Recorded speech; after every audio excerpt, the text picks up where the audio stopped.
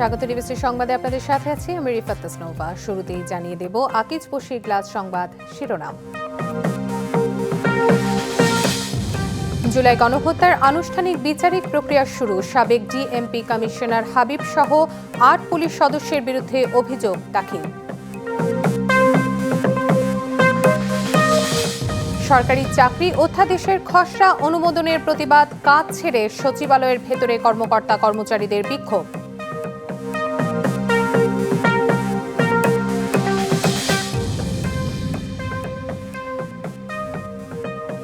চট্টগ্রাম বন্দর বিদেশিদের হাতে তুলে দেওয়ার সিদ্ধান্তের প্রতিবাদে শ্রমিক দলের অবস্থান কর্মসূচি, কাল থেকে জেটি সড়ক অবরোধের ঘোষণা।